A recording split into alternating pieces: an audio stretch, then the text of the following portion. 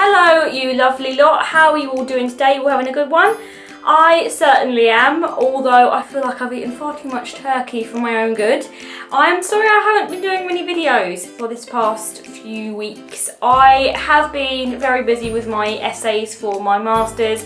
I don't like making excuses and saying, oh, I can't do this or I can't do that, but it is very stressful doing a master's degree and it is a lot of work and a lot of commitment, and I do want to try and do my videos more regularly, but I can't make any guarantees as yet, but fingers crossed, let's see how we go. So today I'm going to be doing a bit of a different video, and it's not usually one that I do on this channel, and it is a book review. Now I do talk about books quite a lot in my personal life because they do mean a lot to me, but I just don't really talk about them a lot on my channel. But I love books, it's a huge part of my life and I'm a huge bookworm.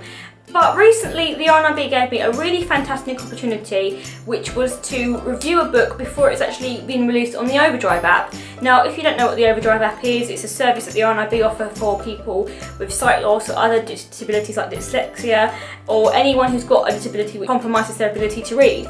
And they offer many different audio books, and they are working on a book which is due to be released on the 31st of this month, so in a couple of days time, and I got the opportunity to review this book and read it before it's even been released on the Overdrive app, which is really exciting. So thank you RNIB, and thank you Sarah, who I've been working with actually on this project. Sarah, who is my friend from Overdrive, you've probably seen her if you watched my previous Overdrive video that I did talking about the service. Getting on with the bulk of this video, it is a review, and it is a review about a book called Not If I See You First by Eric Lindstrom.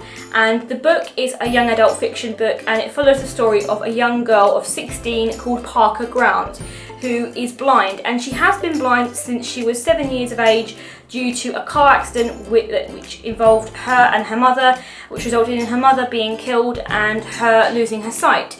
And she lost her sight through damage of the optic nerves. Basically, it follows her story as she's 16 and as she is living her life then. And the book opens up with the beginning chapter where you get a sense that she's blind. She goes out one morning, she goes running, which she does quite regularly even though she is blind. She doesn't use a cane or anything. She memorises the steps very well and memorises the route in her head. She goes out, does her running, and then comes back to discover that her father is dead. And this affects her profoundly because this book starts 3 months before the plotline begins. It starts around June time, and then we are back around September time when she's starting back at school and she's having to get used to school life with the added struggles of having a new buddy, not having her father around anymore, but also her aunt and her uncle and her cousins have moved into her house, which is very strange for her because she's having to have this new adjusting period.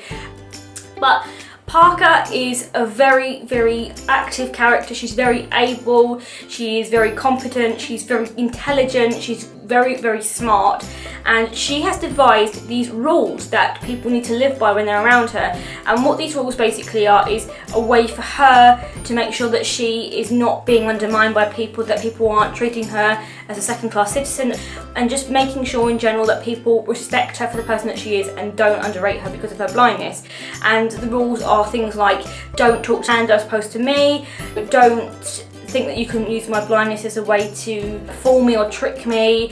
Even though I'm blind, I can see better through you better than most people can. You see that she had a relationship with someone called Scott Kilpatrick, and this boy actually turns out that he was her love interest, and I'm not going to tell you what happens, but basically something happens which means that he violates her trust and she feels very betrayed by him and she doesn't speak to him. But then in this new situation, because the school that she's currently in, other school in a neighbouring area, has been closed down, so the students have to immigrate, as it were, to the new school, and thus therefore they're called the immigrants of the school. And Scott Kilpatrick is one of those people, and he's in her class, and she finds out that he's actually in her classes, and in conversations with her friends she actually finds out that he's there and that he still probably has feelings for her.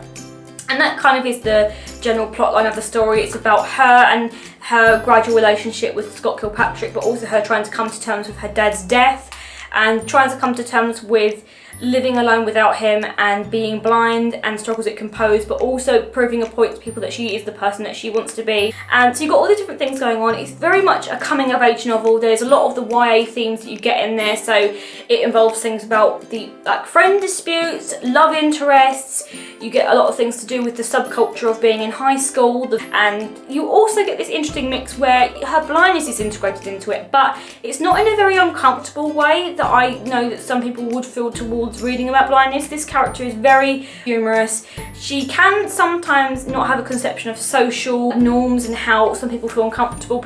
She can't see body language or eye movements or facial expressions, so sometimes she can just say it as it is, and that's just one of her traits. She just says it as it is, and she doesn't really care because she can't see the reactions, which is quite funny actually at times. There's some really hilarious moments in it. You often get these really awkward, hilarious moments where Parker will just come out with what she thinks, and you know that the people are like, oh my god, and you know the expressions that are probably on their face and how shocked they are, but Parker's just hilarious because she's just is the mirror that you can't avoid.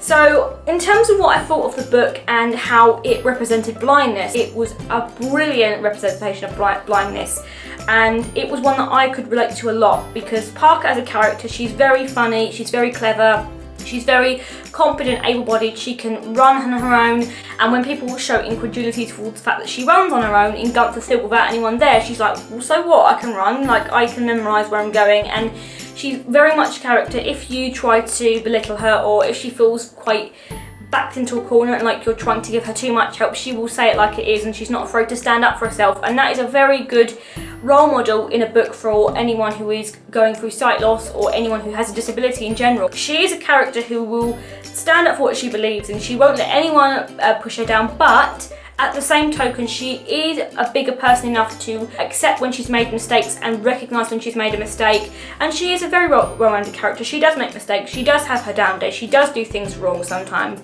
she does bottle up grief, and she does realise that she has these traits and that she needs to work on them. Parker as a character is just like any other teenage girl. She goes out on a date, she likes to go running, she's very intelligent, she has a social life. For me personally, it's a very good book in terms of showing you that sight loss isn't the only defining characteristic about a person, because Parker as a character does in the book have these very down moments and she can be quite upset about things. But what I like about this book is the fact that Lindstrom isn't saying that it's because of her blindness per se. It's a lot of different factors that make up why she's feeling upset. Being a teenager, all the struggles of schoolwork, all the pressures of being with this new family, and all the pressures of these conflicts that she's having with her friends. And the main factor is that her parents are both dead. Her mother died when she was 7 and now her father died only 3 months ago. She's having to deal with all these contributing factors, and what Lindstrom is in fact saying is that a person who is blind isn't just upset because they are blind, it's probably a lot of other things to do with that.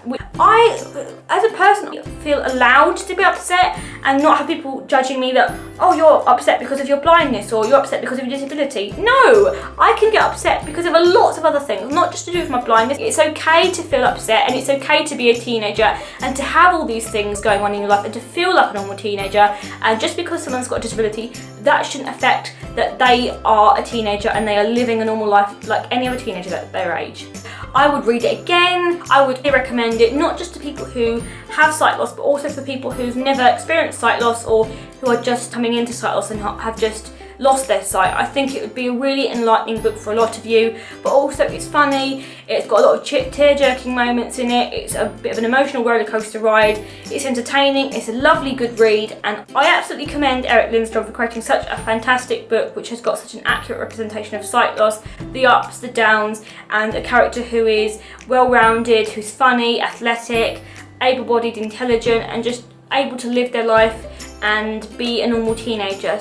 And I'd also like to say thank you to the RNLB for giving me the opportunity to review this book. It was absolutely fantastic to work on this. I really hope you enjoyed this video, and I really hope you guys read it. Do let me know in the comments if you liked it, if you've read it, and I'll link the Overdrive app down below if you want to go and check it out and want to become a member, as well as the video that I did on the Overdrive service. So that is that for this video today, guys. Thank you all so much for watching, and I will see you guys in my next one. Bye! Yes, don't forget to like, comment and subscribe, please.